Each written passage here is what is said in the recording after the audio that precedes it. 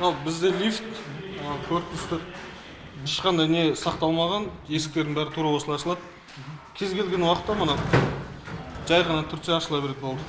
Лифт деген аты болмаса, елге еш пайдасы жоқ. Тұрғындар жоғарғы қабатқа жаяу көтеріліп түседі. Әсіресе балалар мен аяғы ауыр әйелдерге қиын.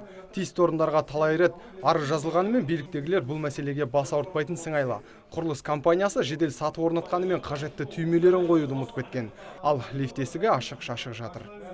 8-ші қабатта көшпегенімізге 5 айдай уақыт болды.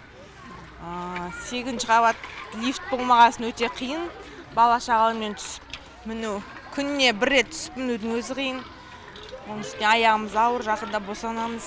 Облыстық әкімшілік іскерлік орталықтың қасында орналасқан зәулім үйлердің сырт әдемі болғанымен іші проблемаға толы. Ыстық суды айтпағанда электр энергиясы бірде бар, бірде жоқ. Ал табиғи газ мүлдем тартылмаған. Сөйтіп қаланың ортасында орналасқан халық отын тасып, ас суын аулада пісіріп жүр. Пәтерлеріміз газға қосылмаған. Мен өзім 6-ші пәтерден алдым. Газ баллон болмайды, ыстық суды өшірді. Ыстық суымыз жоқ. Плитаменен азанда қойып кешке шейін бір суды қайнатамыз, мұздай суға бала шағаны жуындырамыз. Ал газ мәселесін не болды, документтің бәрі дайын, қосыңыздар десек, оны да жаңағы Омега компаниясы, біз 4-ақ инспектормыз. Бізге кішкене қолымызға жақсылап сатсаңыздар, біз жасап береміз дейді. Ол да коррупция мысалға.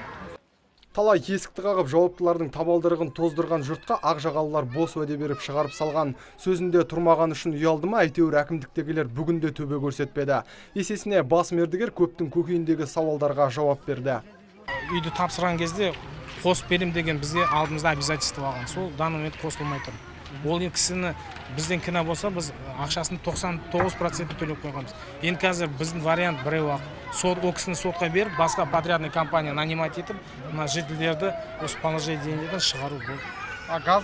Газды уже бұл договорға тұрса болады, понедельниктен бастап бірге жаңа там күнде. Жедел сатының жыры жуырда шешілуі мүмкін. Енді тағы бір мәселе. Бұл жерге қоғамдық көлік қатынамайды. Ал балалар алаңа қоқыс жәшігімен қатар салынған. Қарапайым жұрт биліктегілер бір-біріне сілтемей бұл жағдайды жуық арада реттеп берсе деп өтініш айтуда. Нұрсұлтан Тұрысбеков, Мұрат Адинаев, Абзал Тұрабеков, ТВК телеарнасының жаңалықтар қызметі.